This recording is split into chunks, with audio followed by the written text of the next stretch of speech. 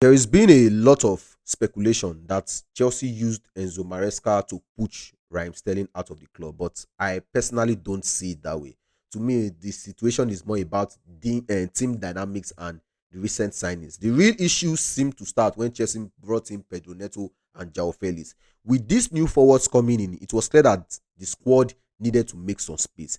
Maresca, who prefers a more streamlined team, had to make a decision between Sterling and Mikhailo Modric. Maresca decided to keep Modric over Sterling. The reason seems straightforward. Maresca believes he can still develop Modric into a better player. Modric, being younger, is less likely to demand a guaranteed starting spot or cause issues if he's on the bench. Sterling, on the other hand, with his experience and stature, might not be easy to manage in a backup role.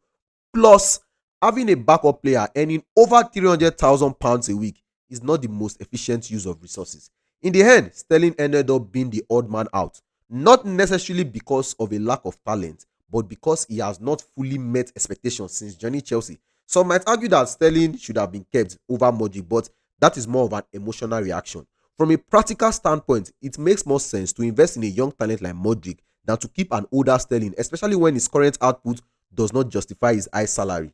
From what I have seen in reports, Chelsea never explicitly told Sterling's agent to find him a new club, not even during the summer break. Typically, clubs will give players a heads up if they need to find a new team, and Chelsea has done this with other players like Gallagher, Chaluba, and the likes. But in Sterling's case, there hasn't been any indication that he was pushed out. So it seems like this was more about managing the squad side and focusing on the future.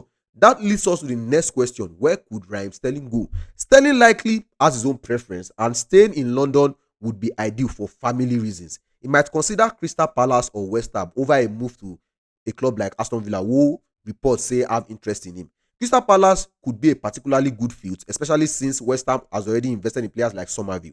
Overall, this situation seems to work out well for everyone involved. Maresca gets the squad he wants, Chelsea manages their team structure and finances, and Sterling gets a chance to find a club where he can be a key player again. What do you think about this whole situation? Let me know in the comment section.